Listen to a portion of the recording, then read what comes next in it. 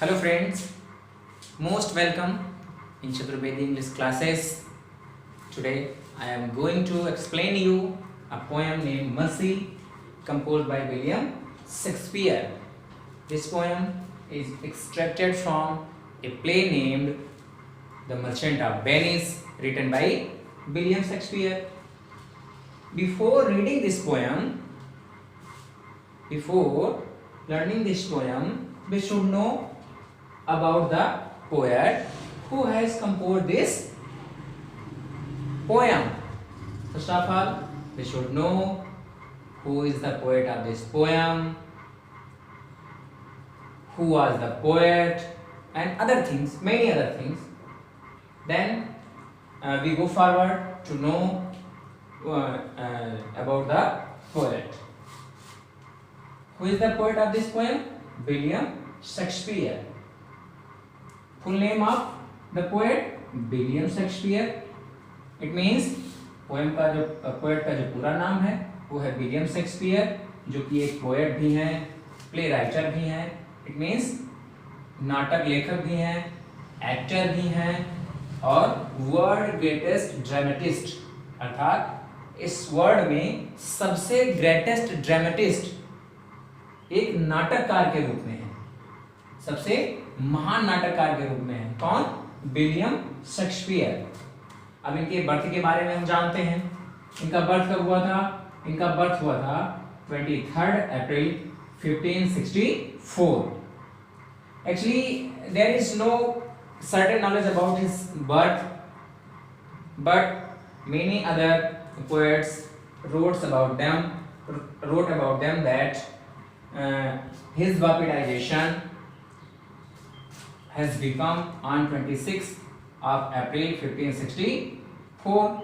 It means कि at that time ये जाना जाता है कि जो बापिटाइजेशन होता था वो जन्म के 2 या 3 या 4 दिन बाद होता था. तो ये तो वहाँ के रजिस्टर में, इंग्लैंड के रजिस्टर में ये तो वहाँ पे रिटन है, लिखा गया है कि उनका बापिटाइजेशन 26 अप्रैल 1564 को हुआ था. तो इसके कारण हम ये अनुमान लगाते हैं कि इनका जन्म अगर 3 दिन पहले हुआ होगा तो 26 से 3 दिन पहले 23 हो गया.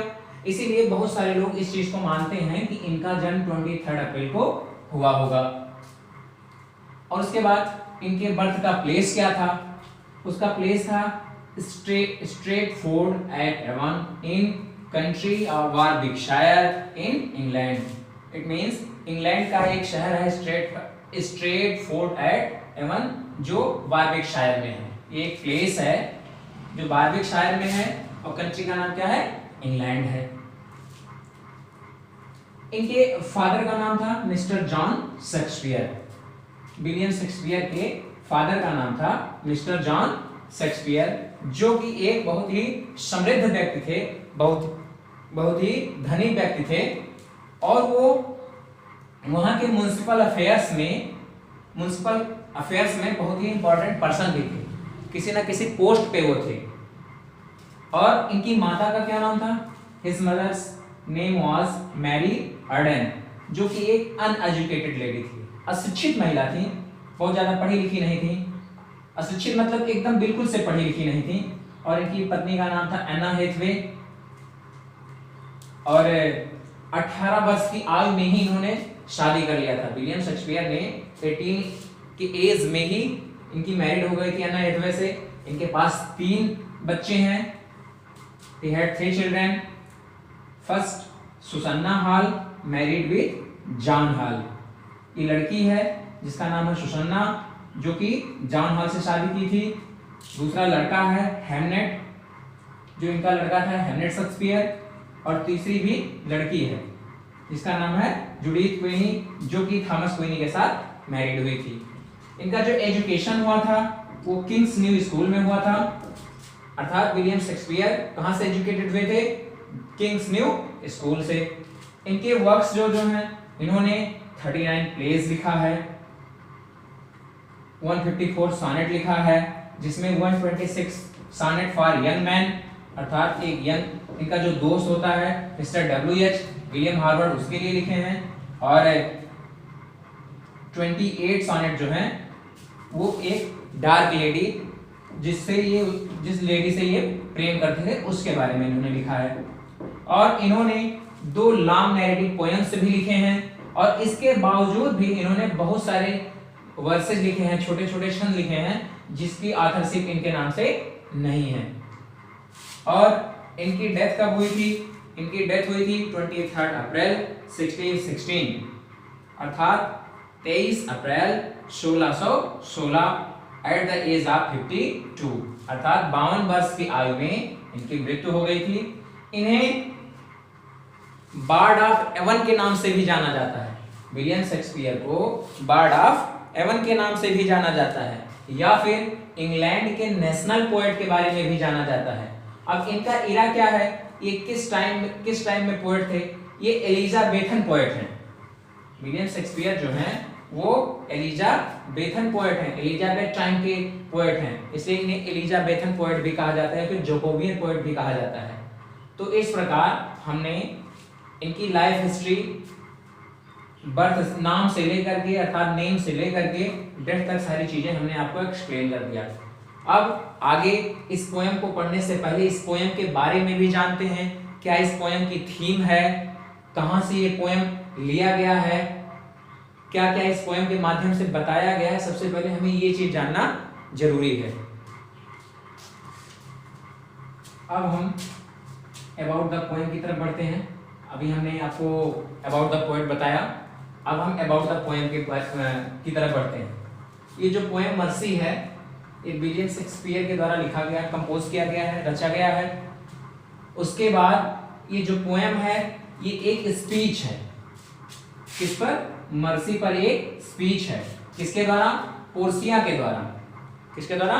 पोर्सिया के द्वारा, जो प्ले नेम है मर्चेंट ऑफ वेनिस की हीरोइन है।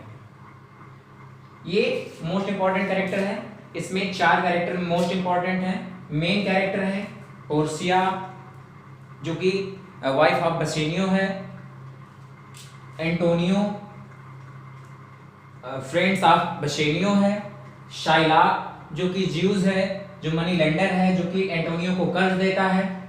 ये 4 कैरेक्टर मेन है, इसको जानना बहुत ही इंपॉर्टेंट होता है। सबसे मेन कैरेक्टर आता है पोर्सिया का, उसके बाद बसेनियो का जो कि इसका हस्बैंड है पोर्सिया का, और उसके बाद फिर एंटोनियो का कैरेक्टर आता है जो बसेनियो का फ्रेंड है। उसके बाद शाइलाक का कैरेक्टर आता है जो कि एक ज्यू है जो एंटोनियो को पैसा कर्ज देता है।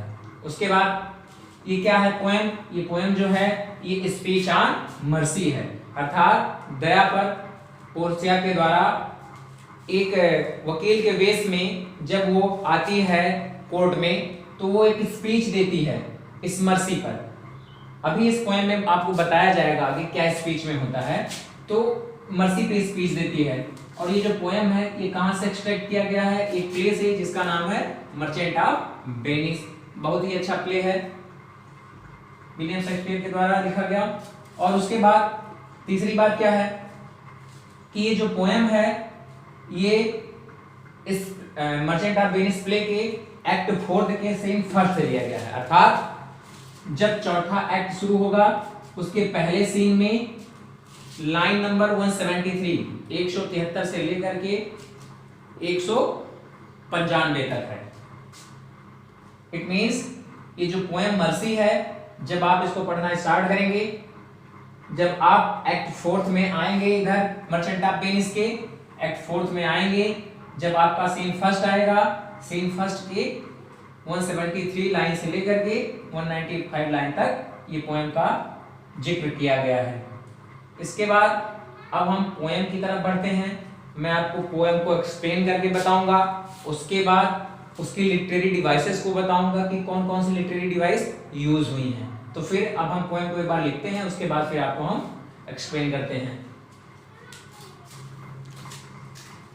अब हमारा पहला स्टैंजा है, the quality of mercy is not strength, it drop as the gentle rain from the heaven upon the place beneath.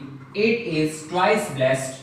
It blessed him that gives and him that takes. 'Tis my test in the my test. अब मैं आपको इसको explain करके बताऊंगा। ये जो poem है ये not only a tension and conflict depend on not only a tension and conflict but it consists godly significance like mercy and generosity. It means इस पोएम में केवल कॉन्फ्लिक्ट और टेंशन ही नहीं है, अर्थात इस पोएम के द्वारा जब स्पीच देती है मर्सी पर पोर्सिया तो उसके अकॉर्डिंग या फिर इस पोएम के अकॉर्डिंग इसमें न तो किसी बहुत ज्यादा न तो संघर्ष है, अर्थात ना तो बहुत प्रेशर करके इस पोएम को मर्सी को बताना पड़ता है, ना प्रेशर करके मर्सी को किसी के ऊपर जबरदस्ती लादा जाता है, थोपा जा सकता है। इसमें कुछ वर्डली कुछ क्या कहते हैं गॉडली क्वालिटीज भी हैं जो इसमें बताई गई हैं। द क्वालिटी ऑफ मर्सी, अर्थात quality means good, mercy means दया। The quality of mercy it means जो दया का गुण है is not strained. Strained means होता है to give forcefully, to give forcefully, अर्थात किसी व्यक्ति को कोई चीज जबरदस्ती देना। स्ट्रेन्ड मीन्स होता है टू गिव फोर्सफुली। आप लोग देखते हैं कि जो कॉमा लगा होता है ये अलंकारिक रूप में, फिगरेटिव रूप में इसको यूज किया जाता है, स्पेशली इसको एक नया रूप देने के लिए, फिगरेटिव बनाने के लिए पोएम में इन सभी चीजों का यूज किया जाता है। तो स्ट्रेन मीन्स हो गया टू गिव फोर्सफुली, अर्थात बलपूर्वक किसी चीज को किसी व्यक्ति को देना। तो कहता है कि जो मर्सी का यानी दया का गुण है वो किसी के अंदर बलपूर्वक नहीं उत्पन्न किया जा सकता या फिर किसी के ऊपर जबरदस्ती दया नहीं दिखाई जा सकती। It drops as the gentle rain from the heaven. ये means mercy, it means mercy drop माने फॉल, ड्रॉप्स डाउन या फिर fall.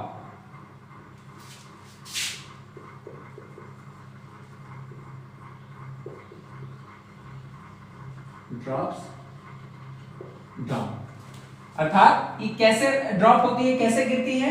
As the gentle rain from the heaven. It means कि आकाश से, ईश्वर से जैसे बारिश धीरे धीरे जेंटली रेन होती है, बरसती है, वैसे ही मर्सी भी जेंटली किसी के अंदर आती है, किसी के जबरदस्ती दया दिखाने से या फिर जबरदस्ती कहा जाए किसी को जबरदस्ती दया दिखाया जाए या दिखाया जाए, ऐसा नहीं हो सकता।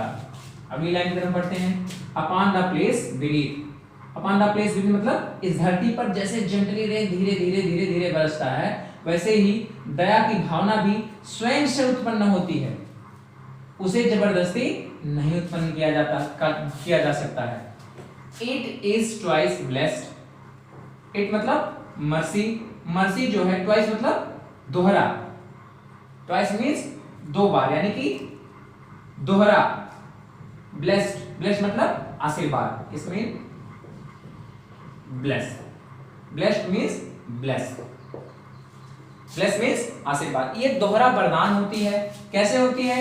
It bless him that gift. ये उसके लिए वरदान होती है, किसके लिए? जो दया दिखाता है, अर्थात दया देता है, अर्थात दया दिखाता है किसी के ऊपर। एंड हिम दैट टेक्स, और उसके लिए भी होती है जो दया को स्वीकार करता है।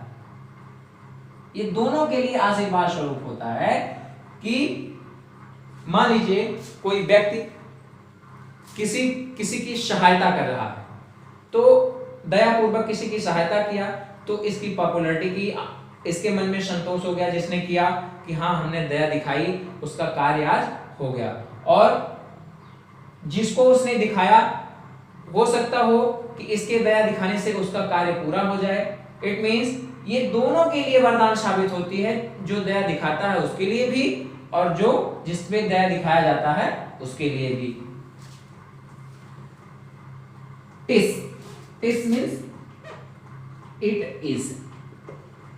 माई टेस्ट मीन्स शक्तिशाली, माई टेस्ट मीन्स शक्तिशाली।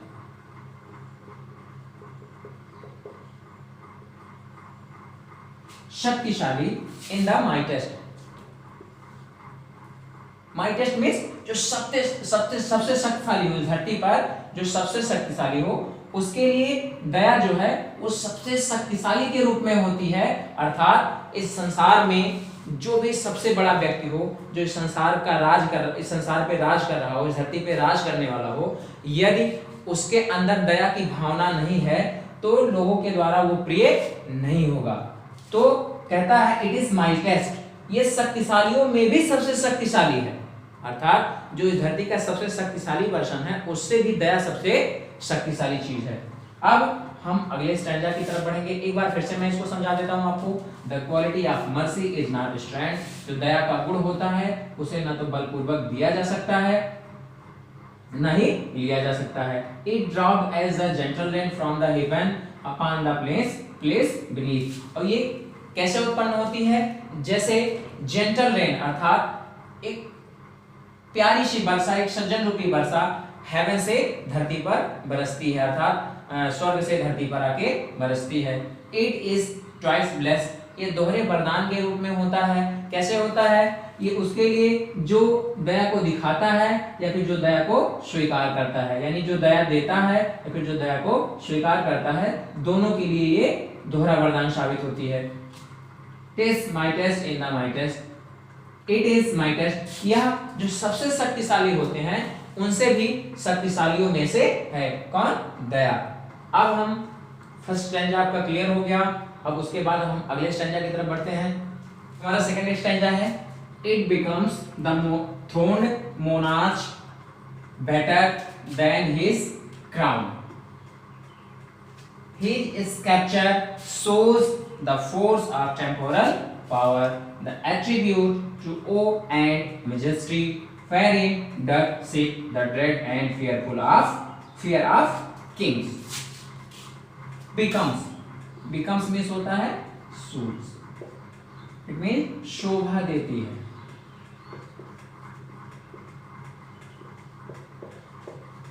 it मतलब mercy,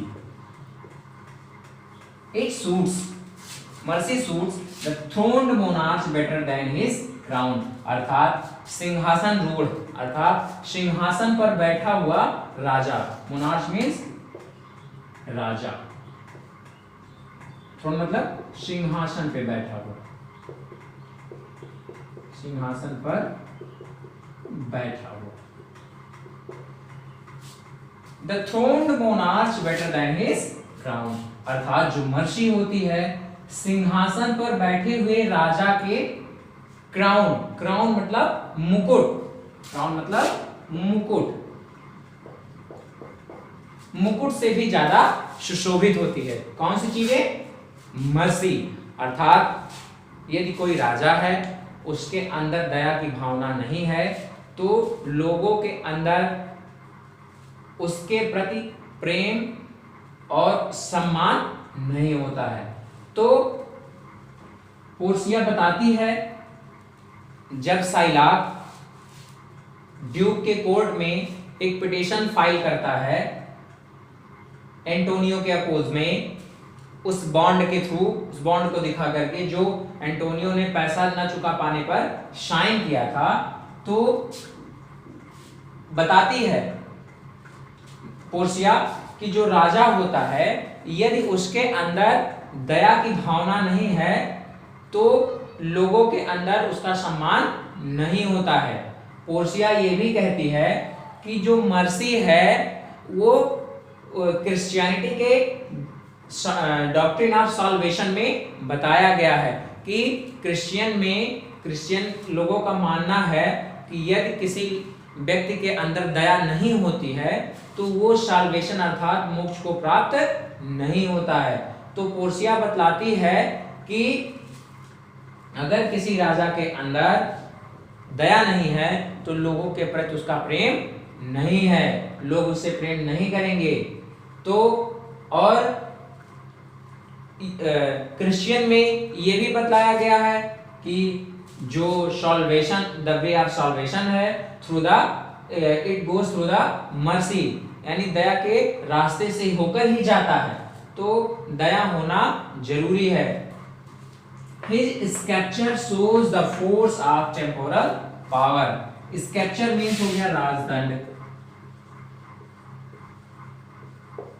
अर्थात राजदंड मतलब जो न्याय करने की क्षमता होती है, किसी भी राजा के अंदर जो न्याय करने की क्षमता होती है वो उसके सांसारिक शक्तियों को दिखाता है। अर्थात कोई व्यक्ति किस प्रकार से, जो मुखिया है किस प्रकार से न्याय कर रहा है, वह उसके सांसारिक शक्तियों को प्रदर्शित करता है कि वो कितना गुणी है, कितना समझदार है, कितना ज्ञानवान है, कितना विवेकशील है। तो ये राजदंड जो होता है राजा के टेम्पोरल यानी सांसारिक शक्तियों के, अर्थात उसकी कितनी पहुंच है समाज में, कितनी पकड़ है, उस चीज को ये दर्शाता है। और इसी से, इसी स्कल्पचर के थ्रू, यानी अगर राजा कोई जस्ट कर रहा हो, कोई जस्टिस कर रहा हो, तो अगर मर्सी के थ्रू करता है तो कहीं ना कहीं 100% उसका वो मैटर को जस्टिफाई कर पाता है। और यदि उसमें मर्सी नहीं होती है, यदि किसी राजा के अंदर मर्सी नहीं है, तो लोगों के अंदर उसका भय और डर व्याप्त होता है, और वो लोगों का ऐसा मानना है कि जो राजा होता है उसके पास एक छड़ी होती है और उस छड़ी से इस धरती को कंट्रोल करता है। तो लोगों के अंदर ये डर और भय व्याप्त हो जाता है राजा का। किसका? राजा का। wherein does sit the dread and fear of kings, अर्थात लोगों के अंदर king मतलब राजा का डर और भय व्याप्त हो जाता है, बैठ जाती है। डर से मतलब बैठ जाती है, ड्रेड मतलब डर, फियर मतलब भय, आपकी मतलब राजा का लोगों के अंदर। तो फिर से एक बार मैं बता देता हूं आपको, it becomes, it means mercy suits the throned monarch better than his crown, कि जो मर्सी होती है सिंहासन पे बैठे राजा के मुकुट से भी ज्यादा सुशोभित होती है। अर्थात कहीं ना कहीं सिंहासन पे बैठे राजा के मुकुट से ज्यादा इंपॉर्टेंट मर्सी है राजा के लिए। कि अर्थात अगर राजा के अंदर मर्सी नहीं है, दया नहीं है, तो लोगों के अंदर उसकी पॉपुलैरिटी नहीं है, लोगों के अंदर उसके लिए प्रेम नहीं है। केवल राजा का डर और भय व्याप्त हो जाता है लोगों के अंदर। His sculpture shows the force of temporal power, इसका जो राजदंड होता है अर्थात ऑपरेट करने का जो तरीका होता है, किसी चीज को जस्टिफाई करने का जो तरीका होता है, वो shows the force of temporal power, उस राजा के सांसारिक शक्तियों को प्रदर्शित करती है। The attribute, attribute मतलब quality, quality to awe and majesty, ये डर या फिर भय। मेजेस्टी अर्थात controlling power of a king on the earth. तो ये एक क्वालिटी अगर उसके अंदर नहीं है, मर्सी राजा के अंदर, तो ये सारी चीजें लोगों के अंदर व्याप्त हो जाती हैं। Does sit the dread and fear of king, लोगों के अंदर ये डर और ये भय बैठ जाती है। अर्थात राजा का वो उतना सम्मान नहीं कर पाते हैं और उतना प्रेम नहीं होता है राजा के प्रति। तो अब हमारा ये दूसरा स्टैंजा था, इसके बाद हम तीसरा स्टैंजा पढ़ेंगे। हमारा तीसरा स्टैंजा है, but mercy is above this sceptred sway, it is enthroned in the hearts of kings, it is an attribute to God himself, and earthly power doth then show likest God's when mercy seasons justice। इसको explain करते हैं। But mercy is above this sceptred sway, लेकिन आगे क्या कहती है Portia? Portia कहती है कि जो न्याय करने का तरीका है, जो राजदंड है, मर्सी उससे भी कहीं बड़ी है, उससे भी कहीं ऊंची है। कि आप किस तरीके से न्याय कर रहे हैं ये मैटर नहीं है, आप कितने दयालुता पूर्वक न्याय कर रहे हैं मैटर ये करता है। इट मींस कि जो मर्सी है वो उसके स्कैचर्ड से अर्थात राजदंड अर्थात उसके शासन कर उसके न्याय करने के तरीके से भी बढ़कर है। It is enthroned in the hearts of king. ये जो मर्सी होती है वो अपना स्थान किसी राजा के हृदय में रखती है, अर्थात जो सबसे शरीर का सबसे ऊंचा पार्ट हृदय होता है व्यक्ति का, उसमें वास करती है। अर्थात जो मर्सी है वो व्यक्ति के हृदय में या किसी राजा के हृदय में वास करने वाली होती है। It is an attribute to God himself. Attribute means quality.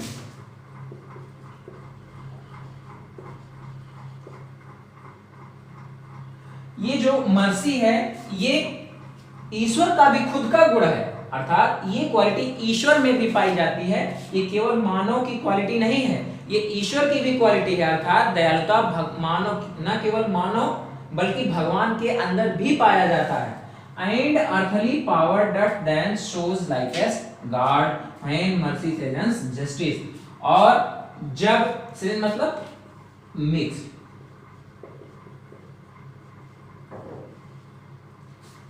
कहता है पोर्शिया बताती है आगे कि जब मर्सी जो न्याय में मिक्स हो जाती है, अर्थात न्याय जब कोई न्याय हो रहा हो वो उसमें मर्सी का उपयोग होता है, अर्थात दया उसमें होती है, तो वो न्याय इस संसार का न्याय ना कह करके ईश्वरीय न्याय के रूप में परिवर्तित हो जाता है, अर्थात उसे ईश्वरीय न्याय के रूप से देखा जाता है। जैसे हम लोग क्लास 10th में the judgement seat of Vikramaditya पढ़े होंगे, तो उसमें बताया गया था कि जो विक्रमादित्य के न्याय करने का तरीका है उसमें मर्सी मिक्स होती थी और उसे द जस्टिस ऑफ गॉड कहा जाता था, भगवान के द्वारा किया गया न्याय कहा जाता था।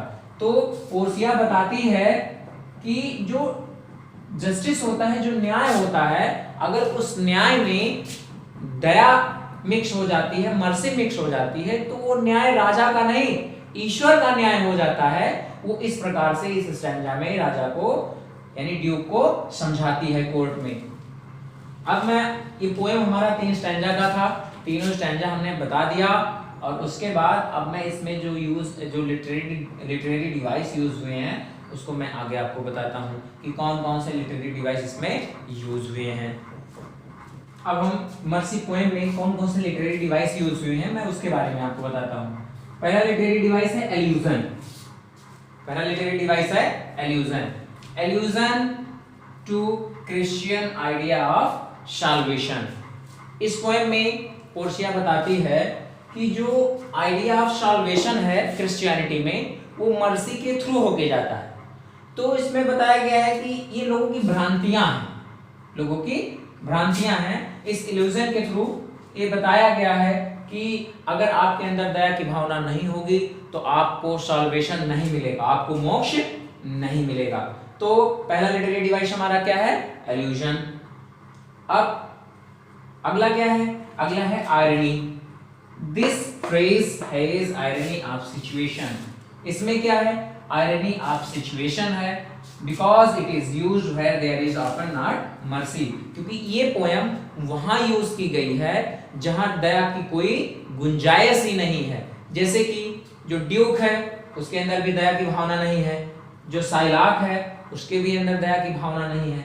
तो ये पोएम उस जगह पे बतलाई जा रही है, उस जगह पे एक्सप्लेन की जा रही है, उस जगह पे स्पीच दिया जा रहा है इस पोएम पर, इस मर्सी पर, जहां मर्सी नाम की कोई चीज है ही नहीं है, लोगों के अंदर दया कुछ तनिक सा भी है ही नहीं है। तीसरा हमारा क्या है? Metaphor. Here mercy is shown as endless rain. यहाँ क्या बताया गया है मर्सी को? मर्सी को बताया गया है कि ये एज ए एंडलेस रेन अर्थात कभी ना रुकने वाली वर्षा के रूप में दर्शाया गया है। एक बार फिर से हम आप दोहरा देते हैं। एल्यूजन पहला हमारा लिटरेरी डिवाइस यूज हुआ है। एल्यूजन किसके, कौन सा एल्यूजन है इसमें? कि लोगों का ये मानना है कि अगर आपको सॉल्वेशन चाहिए तो आपके अंदर मर्सी होना आवश्यक है। आयरनी क्या है? आयरनी ऑफ सिचुएशन है।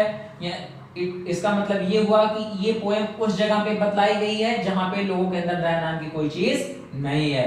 मेटाफर है तीसरा हमारा। मेटाफर में ये बताया गया है इस पोएम में कि मर्सी को एक एंडलेस रेन के रूप में बताया गया है कि ये कभी खत्म ना होने वाली वर्षा के रूप में है। मैं आशा करता हूं कि ये पोएम आपको समझ में आई होगी और इस पोएम को आप ध्यान से पढ़िए। इससे रिलेटेड और भी कोई चीजें जो आपको नहीं समझ में आती हैं या फिर इसमें कोई ऐसा चीज जो छूट गया हो, आप तक ना पहुंच पाई हो, तो प्लीज कमेंट करके आप बताइएगा, उसको भी आप लोगों के पास पहुंचाने का प्रयास करूंगा। Thank you.